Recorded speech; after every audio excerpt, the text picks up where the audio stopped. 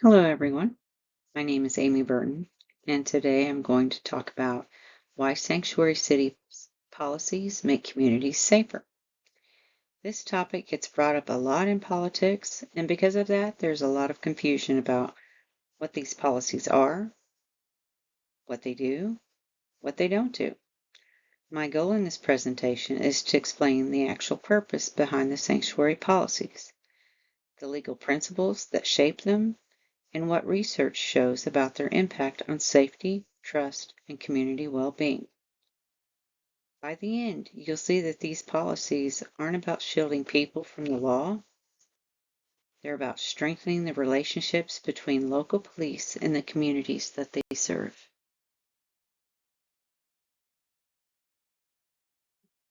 What are sanctuary policies? When people hear the phrase sanctuary city, they often imagine something extreme, like cities refusing to work with federal agents or hiding people who commit crimes.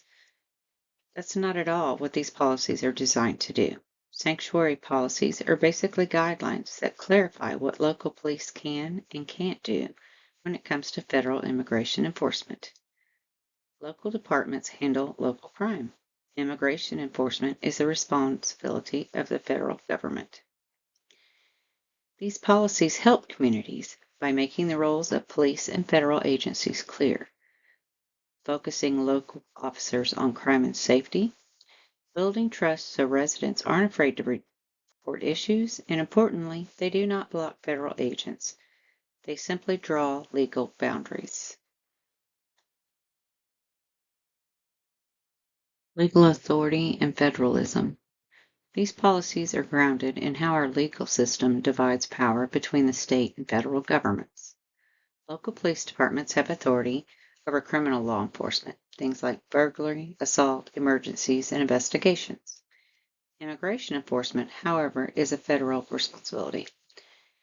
Sanctuary policies reflect that separation. They help local agencies operate within their legal authority instead of being pulled into civil immigration duties.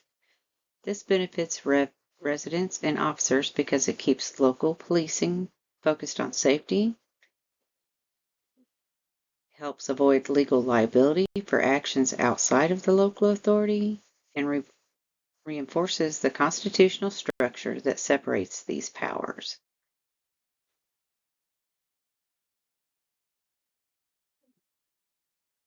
ICE detainers and the Fourth Amendment. One of the biggest areas of confusion involves ICE detainers, so let me explain this clearly. Within ICE, the division called Enforcement and Removal Operations sends what is known as an immigration detainer to local jails. A detainer is simply a request, not a judicial order. It asks jails to hold someone up to 48 extra hours after they would normally be released, so ICE has time to come and pick them up. But here's the constitutional problem. A detainer is not signed by a judge. It does not meet Fourth Amendment requirements for continued detention. If a jail holds someone because of ICE without a judge's warrant, the department can violate constitutional rights and face serious legal consequences. Sanctuary policies usually say, we will cooperate when there's judicial authorization. Otherwise, we follow constitutional rules. That protects residents' rights and protects the department. Anti-commandeering principle. A related concept is the anti-commandeering principle. This principle prevents the federal government from forcing states or local departments to use their own officers, money, or resources to carry out federal programs. Immigration enforcement falls under federal authority, so federal agencies cannot require local police to perform federal tasks. Sanctuary policies simply reinforce this constitutional rule. They ensure local agencies aren't required to divert personnel from local safety work, aren't forced into federal civil enforcement, and aren't exposed to liability for actions they weren't legally obligated to take. In other words, sanctuary policies help local departments stay within the law and maintain their independence. Federal enforcement and boundaries. This brings us to the boundaries between federal and local rules. Sanctuary policies don't tell federal agents what they can and can't do. ICE can still operate anywhere in the country. What sanctuary policies do is make sure local departments aren't carrying out federal duties that they are not required or funded to do. Federal agencies enforce immigration law. Local police enforce criminal law. Each has its role. Clear boundaries help protect constitutional rights, prevent confusion between responsibilities, reduce legal risks for local departments, and keep officers focused on public safety rather than federal civil engagement tasks. Crime data findings.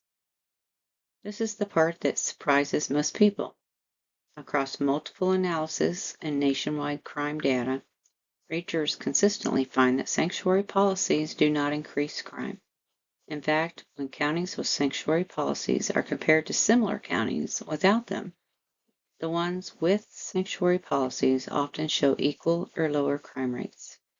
Some analyses show noticeable decreases in property crime.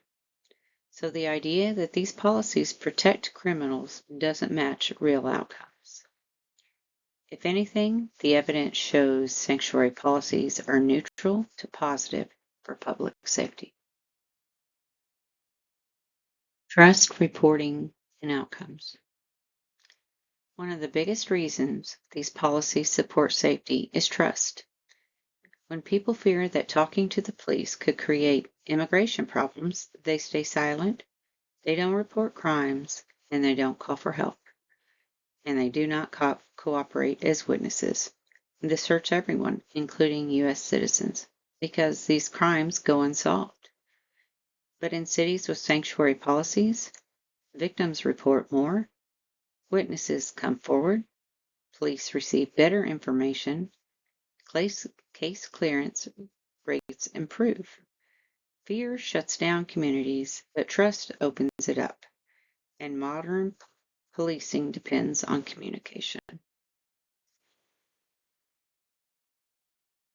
Cost, resources, and liability. There is also a financial side to all of this. A lot of people assume sanctuary policies cost city monies, but the opposite is usually true. Local police departments aren't funded to carry out federal immigration tasks. When they try to, it takes local officers, local jail space, and local tax dollars. Holding people in detainers requires staff time, paperwork, overtime, and sometimes legal battles. And if someone is held without a judge's warrant, lawsuits can be extremely expensive. So sanctuary policies help cities use their resources more efficiently and reduce avoidable liabilities. Families, schools, and economy. Safety isn't just about crime statistics. It's also about whether families feel stable and confident enough to participate fully in daily life. When people feel safe going to school, talking to teachers, reporting concerns, or keeping steady jobs, entire neighborhoods strengthen. Children show up to school more consistently, parents engage more, adults start small businesses and contribute to local economies. These everyday things, schooling, work, and housing, all improve when communities aren't living in constant fear.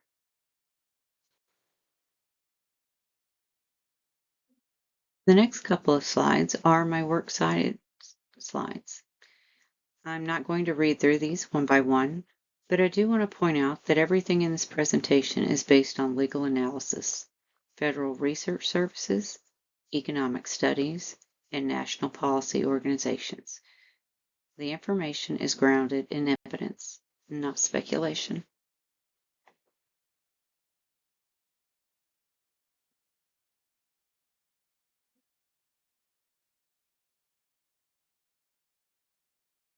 To sum up, sanctuary city policies don't protect criminals and they don't violate federal law.